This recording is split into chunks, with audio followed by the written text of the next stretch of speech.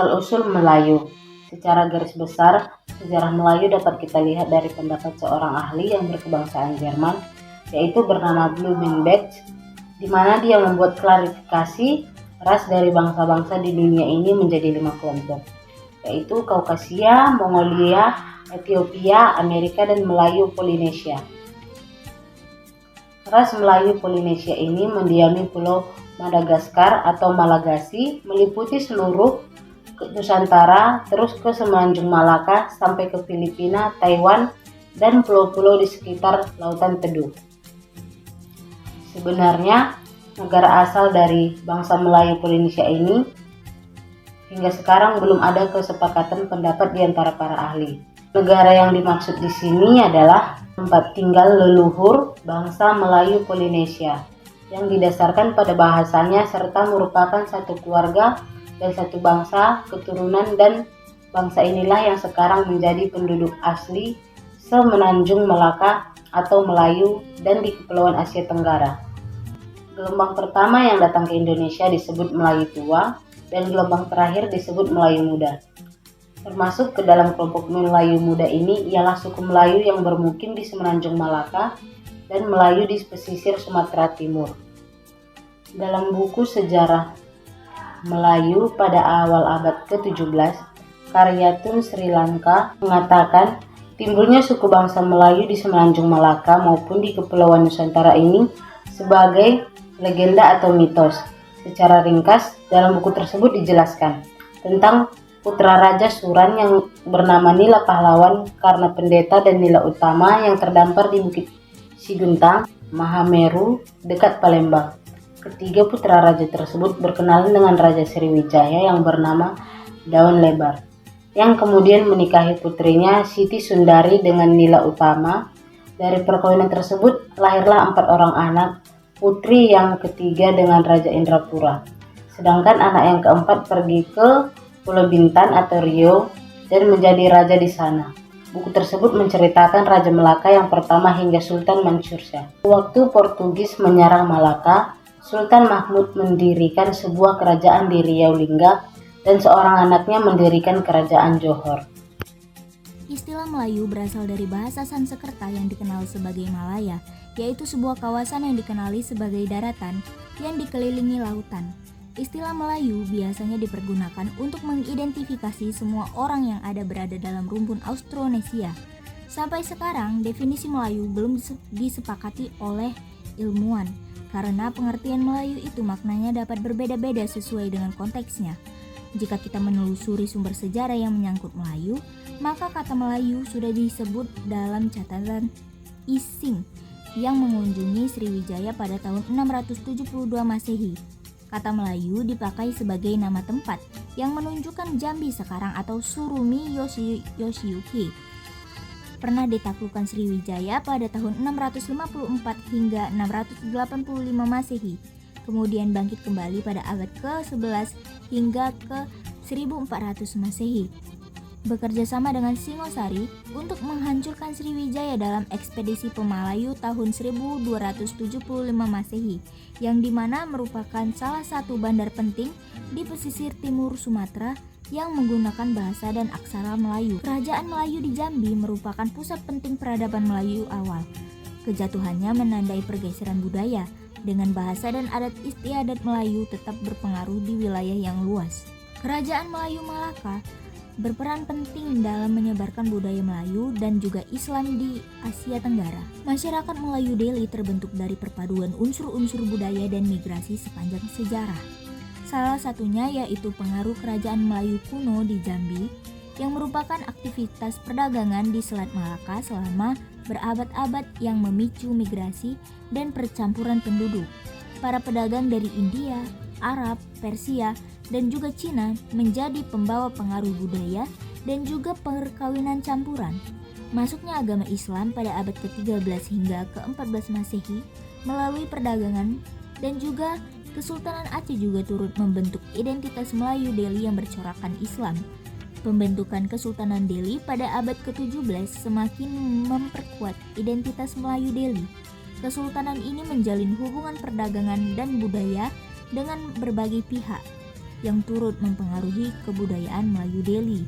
Melayu Deli bukanlah kelompok etnis tunggal, melainkan hasil asimilasi budaya dan migrasi selama berabad-abad. Penduduk asli bercampur dengan pengaruh budaya Melayu kuno, pedagang asing, dan pengaruh agama Islam yang semuanya membentuk identitas Melayu yang unik dan kaya. Kebudayaan Melayu. Masyarakat Melayu di Sumatera Utara memiliki seni budaya yang khas berasal dari kawasan ini, seperti sinandong, gubang, endeng-endeng, dedeng, dan lainnya. Begitu pula kesenian yang umum dijumpai pada dunia Melayu, seperti zapin, dondang, nasyid, qasidah, joget, atau ronggeng.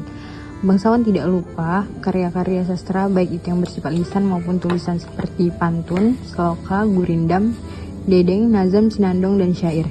Genre yang terakhir yaitu syair yang biasanya disampaikan dengan cara menyanyikannya. Syair ini khas Sumatera Utara, terutama tema ceritanya secara budaya. Kebudayaan Melayu di Sumatera Utara adalah sebagai salah satu pembentuk dunia Melayu. Kebudayaan Melayu Sumatera Utara juga telah dikenal sebagai penyumbang peradaban kepada dunia Melayu. Misalnya, berbagai puisi Amir Hamzah dari Langkat seperti yang terangkum dalam Buah Rindu dan Nyanyi Sunyi dikaji dan diamalkan di dunia Melayu Tarian Serampang 12 yang menjadi tari nasional Indonesia sejak dekade 1960-an kini dipraktikkan dan dipelajari di semua kawasan di dunia Melayu. Identitas budaya etnis Melayu di Medan dapat ditemukan pada beberapa bangunan yang menjadi ikon kota Medan seperti istana-istana, yaitu Istana Maimun dan Masjid Raya atau Masjid Agung Al-Mahsun, di mana kedua bangunan bersejarah tersebut terletak persis di tengah kota Medan. Selain itu, di beberapa tempat di Medan terlihat rumah-rumah masyarakat dan masjid-masjid yang bentuk dan warnanya identik dengan budaya Melayu. Kemudian, orang Melayu di kota Medan dapat dikenali dan dialek-dialek khusus yang mereka ucapkan dalam kehidupan sehari-hari. Salah satunya adalah penggunaan huruf E dalam pengucapan sebuah kata yang diakhiri dengan A. Konsonan seperti dari mana menjadi dari mana. Hal ini terkait dengan keberadaan etnis lain yang tinggal di kota Medan. Kemudian penggunaan huruf E dalam dialek yang diucapkan sehari-hari dengan pelafalan yang berbeda pada umumnya. Namun maknanya sama dengan banyak bahasa Melayu lainnya. Peradaban Melayu yang ada saat ini dapat berkembang lebih maju, bahkan dapat mempengaruhi peradaban besar dunia jika etnis Melayu secara umum mampu mengubah kondisional hegemoni menjadi budaya hegemoni. Pasalnya rumpun etnis Melayu tidak hanya ada di kota Medan atau beberapa daerah lain. Salah satu tradisi dari etnis Melayu yang masih dipraktiskan sampai hari ini ialah tradisi tepung tawar. Tradisi ini merupakan sebuah tradisi yang begitu erat kaitannya dengan kebudayaan Melayu. Tradisi ini disimbolkan sebagai sebuah tradisi perwujudan kebahagiaan, keselamatan, kesejahteraan, dan hal-hal baik lainnya yang disimbolkan dari orang yang melakukan tepung tawar. Tradisi ini banyak dilakukan dalam acara seperti pernikahan, hitanan, selamatan, dan tradisi lainnya yang berwujud rasa syukur. Tradisi ini menjadi simbol rasa syukur dan gembira etnis Melayu kepada Tuhan. Dalam acara pernikahan, tradisi tepung tawar disimbolkan sebagai wujud doa restu keluarga besar kepada kedua orang tua pengantin agar terhindar dari segala hal-hal buruk dalam kehidupan berumah tangga. Etnik Melayu merupakan salah satu etnik utama yang ada di wilayah Sumatera Utara yang memiliki identitas kebudayaannya tersendiri. Pada umumnya, kebudayaan etnik Melayu terbagi menjadi dua, yaitu berbentuk prosesi dan simbolik. Tradisi tepung tawar ini merupakan tradisi yang memadukan kedua unsur tersebut. Tradisi ini biasanya dilakukan pada acara-acara besar seperti menyambut tamu kehormatan, pernikahan, dan acara adat lainnya. Tradisi ini merupakan tradisi yang sudah ditransmisikan oleh para pendahulu kepada generasi pelanjut sampai sekarang. Di sini saya akan memaparkan mengenai sistem religi dari etnis Melayu Deli. Di pesisir timur Sumatera Utara pada abad ke-15 dan pada abad ke-16 terdapat 3 kesultanan Islam yang besar, yaitu Langkat, Deli, dan Serdang yang berada di kawasan bekas Kerajaan Aru pada masa sebelumnya. Kesultanan ini merupakan kerajaan Islam yang penting di Sumatera. Pada abad ke-16 dan ke-17, Aru menjadi rebutan antara Aceh dan Johor. Kerajaan Aru berada di Deli Tua, berdiri pada abad ke-16 sesudah tahun 1612. Kerajaan ini lebih dikenal sebagai Kerajaan Deli. Kemudian Serdang memisahkan diri dari Kesultanan Deli pada tahun 1720. Setelah Islam dianut masyarakat Nusantara, maka mereka mendirikan kesultanan-kesultanan Islam seperti Periulak, Samudera Pasai, Langkat, Deli, Serdang, Asahan, Kuala, Kota Pinang, Panai, Merbau, Siak, Serai Indra, Palembang, Pagaruyung, Mataram, Kesunanan Surakarta, Kesultanan Yogyakarta, Banten, Cirebon, Kutai Kartanegara, Ternate, Tidore, dan lain-lainnya. Di dalam kesultanan-kesultanan Melayu, agama Islam menjadi pedoman dan filsafat utama. Kitab seperti Bustanussalaitin dan Sulalatussalaitin menjadi panduan utama pemerintah Kesultanan Islam sejak abad ke-13 sampai awal abad ke-16. Berbagai kitab Kartanegara dan perundang-undangan dihasilkan oleh kesultanan-kesultanan Islam di Nusantara. Kesultanan Deli juga merupakan hasil konstitusionis politik dari Kerajaan Aru. Kesultanan Melayu ini bercorak Islam dan memiliki hubungan kebudayaan dengan etnik-etnik yang ada di dalamnya, terutama Karo. Seperti diketahui juga, masyarakat Melayu Deli juga berbaur menerima etnik lain untuk menjadi Melayu. Mereka memiliki konsep peleburan etnik dalam 3 kategori sosial yang disebut dengan 1. Melayu asli, yang secara keturunan memang berasal dari kelompok atau puak Melayu. Yang kedua itu ada Melayu Semenda, yaitu etnik rumpun Melayu lainnya yang secara sosial kawin dengan etnik Melayu dan menetap di kawasan Melayu dan kemudian menggunakan kebudayaan Melayu. Dan yang terakhir ada Melayu Seresam. Ini adalah kelompok rumpun Melayu yang hijrah dan menetap di wilayah budaya Melayu, kemudian masuk sebagai orang Melayu dan mengamalkan kebudayaan Melayu. Dalam kenyataannya, dalam kawasan Kesultanan Deli, masyarakat terdiri dari suku Melayu, Karo, Simalungun, Aceh, Jawa, Mandailing, Angkola, dan lain-lainnya. Di antara suku-suku ini awalnya memelayukan diri dan dipandang sebagai suku Melayu. Namun selepas tahun 1946, ketika kekuasaan politik Kesultanan Melayu mengalami degradasi, sebagian suku ini mencari jati diri, yaitu dari suku mana mereka berasal. Ada juga polarisasi yang umum terjadi. Mereka menggunakan duit nistas.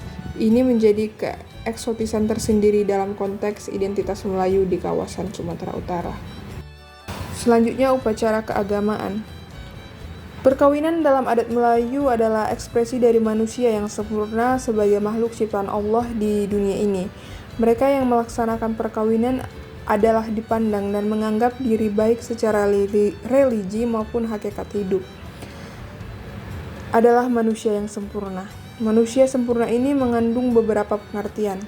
Pertama, manusia adalah khalifah di muka bumi. Manusia adalah makhluk yang diciptakan Allah untuk menjadi pemimpin dimanapun dunia ini.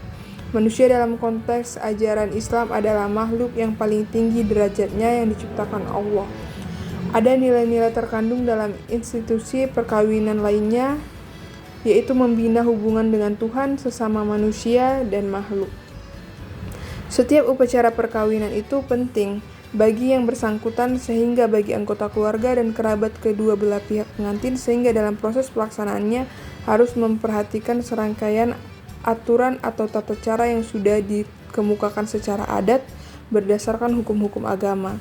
Rangkaian penyelenggaraannya atau proses perkawinan masyarakat Melayu, khususnya masyarakat Melayu Deli, terdiri atas beberapa tahap, mulai dari meminang hingga pernikahan dilangsungkan. Sistem pengetahuan Melayu Deli. Sejak zaman bahari, masyarakat Melayu sudah memiliki bermacam cara untuk memenuhi keperluan hidup. Artinya, sejak masa lampau, masyarakat Melayu telah menguasai teknologi. Teknologi ini diklasifikasi menjadi teknologi pertanian, pernikahan, peternakan, pertukangan, perkapalan, pertambangan, dan pengolahan bahan makanan. Sistem teknologi yang dikuasai orang Melayu menunjukkan bahwa orang Melayu kreatif dan peka dalam memfungsikan lingkungan dan sumber daya alam di sekitarnya. Orang Melayu juga tidak tertutup terhadap perubahan teknologi yang menguntungkan dan menyelamatkan mereka. Gambaran kehidupan masyarakat Melayu bahari dapat digambarkan dari uraian Charles dan Pigot 1967 dalam Prehistoric Societies, yang intinya adalah bahwa kehidupan masyarakat Melayu terutama adalah memakan umbi-umbian yang dikumpulkan oleh perempuan dalam keluarga yang didukung oleh hasil pemburuan binatang dan ikan. Perburuan binatang dilakukan dengan menggunakan panah beracun, tombak, dan tongkat, sedangkan dalam penangkapan ikan, lelaki dan perempuan bersama-sama menggunakan perangkap dan tombak. Pada dasarnya, masyarakat Melayu sejak zaman bahari telah melakukan beragam cara untuk memenuhi kebutuhan hidupnya. Masyarakat Melayu juga memiliki dan menguasai bermacam-macam teknologi, mulai dari teknologi yang menghasilkan makanan dan tumbuhan yang kemudian menjadi pertanian, berburu yang berkembang menjadi usaha peternakan, menangkap ikan yang berkembang menjadi usaha perikanan dengan berbagai teknologi penangkapan yang dipakai, serta cara mengangkut hasil-hasil usaha yang disebutkan di atas. Teknologi yang dikuasai masyarakat Melayu antara lain membuat rumah dan atapnya yang terbuat dari daun-daunan maupun membuat sejenis keranjang untuk mengangkut hasil pertanian yang berbentuk dan jenisnya beragam. Masyarakat Melayu juga menguasai cara membuat perkakas yang dipakai sehari-hari. Cara ini masih ada dan berlanjut sampai sekarang. Pada saat ini, alat-alat rumah tangga pada umumnya sudah disesuaikan dengan keadaan umum dewasa ini, tetapi menggunakan hanya alat-alat rumah tangga tradisional sebelum pemakaian kursi, meja, ranjang, dan lain-lain. Di ruang tamu dihamparkan tikar terbuat dari pandan yang mutunya sederhana. Jika ada tamu yang disegani atau dihormati datang berkunjung, digeraikan pula tikar yang lebih halus mutunya dan diletakkan di atas tikar tadi. Perkembangan kemudian telah membudaya pula bagi mereka yang mampu menggunakan permadani atau ampar. Pemakaian permadani ini telah lama dikenal, yakni sejak masuknya pedagang-pedagang Arab ke daerah ini yang diperkirakan sejak abad ke-11 Masehi. Demikian pula halnya dengan tempat tidur. Pada mulanya dipergunakan tikar pandan yang berlapis-lapis hingga 12 lapis dan pinggir tikar-tikar tersebut dihiasi dengan kain warna-warni. Kemudian telah berganti dengan kasur atau tilam. Tetapi tilam ini masih digeraikan di atas lantai atau tempat yang lebih tinggi dari lantai yang dinamakan ambin. Dengan masuknya pedagang-pedagang Cina ke daerah ini, telah ikut pula masuk ranjang kayu buatan Cina, biasanya bereat atau lak merah dengan dihiasi burung dan bunga-bunga berukir yang dicat dengan air emas. Tempat tidur begini dapat dijumpai hampir di setiap rumah tangga orang-orang yang mampu. Pada umumnya, rumah-rumah tidak mempunyai bilik atau kamar, maka ruangan yang dijadikan tempat tidur didinding dengan tabir yang terbuat dari kain berwarna-warni dan berjalur-jalur. Sistem bahasa etnis Melayu. Suku Melayu Deli adalah salah satu suku Melayu yang mendiami Kabupaten Deli Serdang. Penyebarannya meliputi Kota Medan, Deli Tua, daerah pesisir, pinggiran Sungai Deli, dan Labuhan. Di Kota Medan, suku Melayu Deli banyak menempati daerah pinggiran kota. Populasi suku Melayu diperkirakan lebih dari 2 juta orang. Suku Melayu Deli berbicara dalam bahasa Melayu Deli. Sekilas, bahasa Melayu Deli mirip dengan bahasa Indonesia dengan logat Melayu yang kental dan pengucapan yang lebih singkat dan cepat. Pada beberapa tempat, bahasa Melayu Deli menggunakan dialek mirip dengan bahasa Meye-Meye dan bahasa Malaysia. Bahasa Melayu Deli termasuk ke dalam rumpun Austronesia atau Melayu Polinesia. Bahasa Melayu Deli memiliki subbahasa di Kota Medan yang berkembang menjadi salah satu dialek bahasa Melayu, yaitu bahasa Medan. Bahasa Medan pada dasarnya sama dengan bahasa Melayu Deli, namun banyak menyerap bahasa-bahasa lain, seperti dari bahasa Batak Toba, Batak Karo, Batak Mandailing, Cina, India, Arab, Minangkabau, Inggris, Belanda, dan lain-lain. Sedangkan logat Medan banyak dipengaruhi logat Batak, sehingga logatnya terdengar semi Melayu dan semi Batak. Dalam kesusasteraan Melayu Deli, terlibat adanya pengaruh Hindu dan Buddha yang terlihat dari patung-patung yang mempunyai aksara nigari atau kawi. Pengaruh budaya Hindu juga terlibat dalam hikayat Sri Rama, hikayat Pandawa Saja, dan hikayat Sang Boma. Masyarakat Melayu Deli terkenal dengan seni berpantun Melayu yang terkenal sampai saat ini.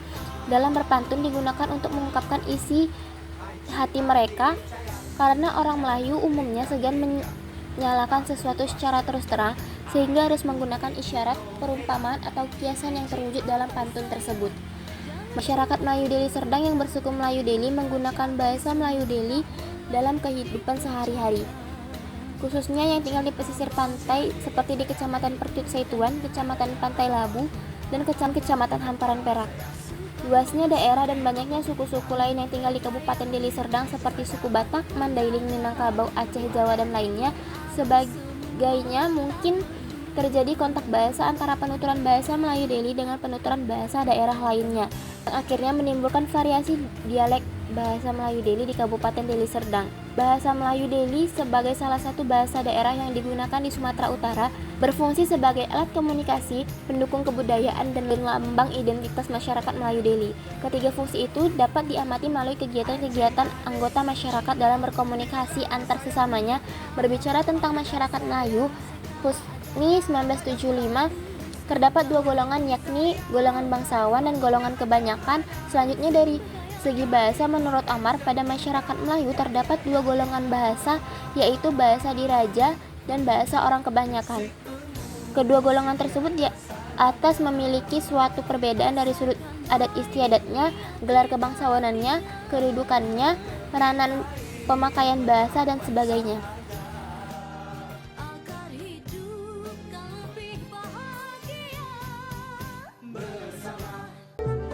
Sistem mata pencaharian hidup etnis Melayu. Etnis Melayu dengan budayanya yang kaya dan sejarah panjang memiliki sistem mata pencaharian hidup yang beragam dan dinamis. Sistem ini dipengaruhi oleh berbagai faktor seperti letak geografis, di mana etnik Melayu banyak mendiami wilayah pesisir dan pedesaan, sehingga mata pencaharian mereka banyak berfokus pada sektor maritim dan agrikultur. Etnis Melayu yang tinggal di pesisir pantai dan pulau-pulau kecil banyak bekerja sebagai nelayan. Mereka menggunakan berbagai alat tangkap tradisional dan modern untuk menangkap ikan di laut, sungai, dan danau. Dalam bidang pertanian, etnik Melayu juga menanam tanaman pangan seperti padi, jagung, dan lain-lain. Untuk perkebunan, kelapa sawit, karet, dan coklat merupakan komoditas perkebunan yang banyak ditanam oleh etnis Melayu, terutama di wilayah Sumatera dan Kalimantan. Nilai-nilai budaya dan tradisi turun-menurun juga berperan dalam menentukan jenis mata pencaharian. Etnik Melayu dikenal dengan keahliannya dalam menenun kain songket dan kain tradisional lainnya. Kain-kain ini memiliki nilai seni dan budaya yang tinggi dan banyak diminati. Bisa menjadi kerajinan tangan dan dijual. Contoh lainnya, etnik Melayu juga pandai membuat ukiran kayu dengan motif-motif tradisional. Banyak dijumpai pada rumah adat, masjid, dan benda-benda lainnya. Etnik Melayu juga pandai membuat berbagai kerajinan logam seperti perhiasan, peralatan dapur, dan senjata tradisional. Sistem mata pencaharian hidup etnik Melayu sangatlah beragam dan dinamis. Faktor-faktor seperti letak geografis, sumber daya alam, budaya, dan tradisi, serta perkembangan zaman turut mempengaruhi jenis mata pencaharian mereka. Etnik Melayu terus beradaptasi dan mencari peluang ekonomi untuk meningkatkan taraf hidup mereka.